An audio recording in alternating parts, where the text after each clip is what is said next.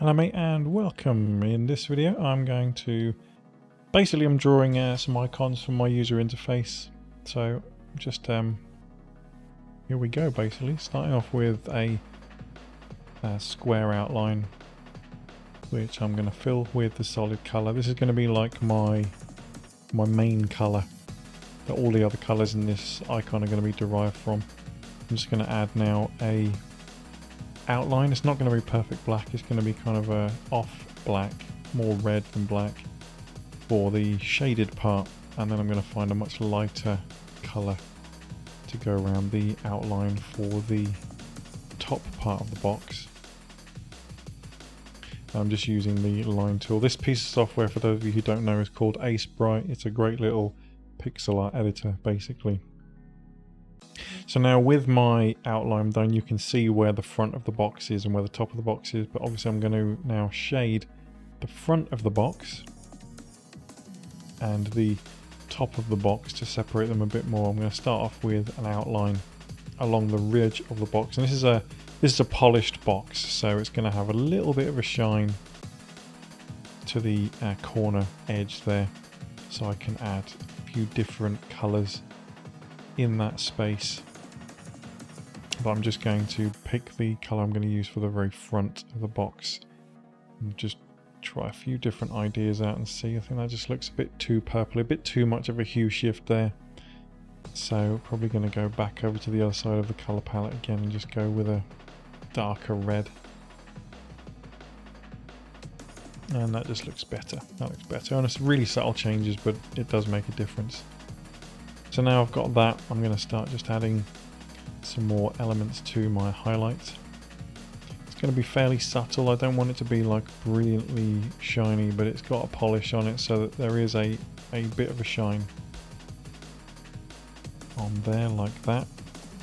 And maybe I'll go one higher just for a little bit of a specular highlight there, but not like crazy bright.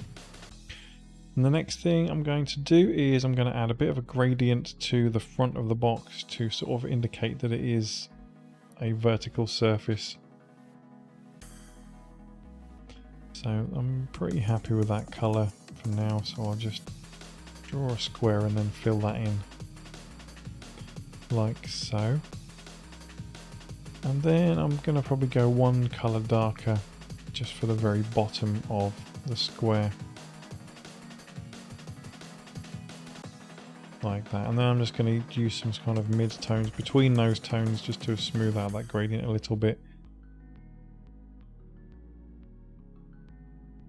There we go. So all I do is just drop the alpha down of the brush that I'm drawing over the top, and then that kind of gives me a halfway colour between the two. And then applying the same technique to this layer, and then you can see that that just adds an extra layer to the gradient there. So I'm pretty happy with that, and now what I'm going to do is I'm actually going to draw a lip on the front of the box that indicates where the kind of the top of the, or where the lid actually is.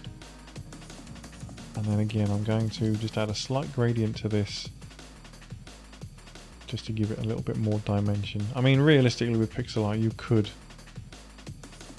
just stop at drawing the line across, but I just want to add a little bit more of a dimension to my image just to make it look a little bit neater and a little bit more kind of realistic. So I'm pretty happy with that, all things considered. Now I'm adding a slight highlight on the underside of the lid just to indicate that it's kind of flush with the box itself. And it also really kind of adds that third dimension to those two kind of layers.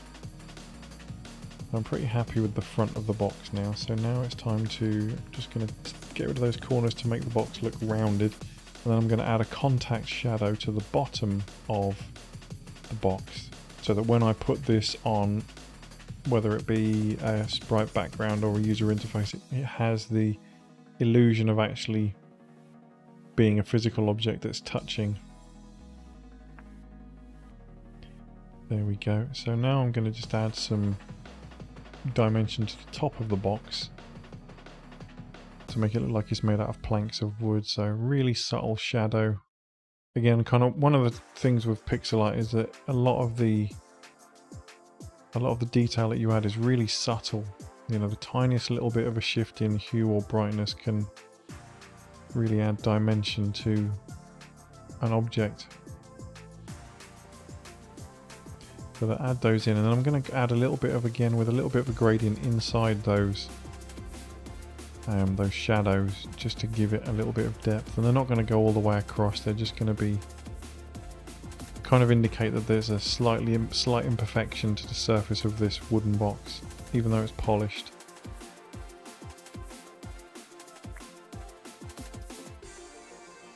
And that kind of does that. And then again, because there's an imperfections where these two planes meet, I'm going to obviously add a little bit of a subtle highlight in there now as well. Again, just to add that third dimension to the object.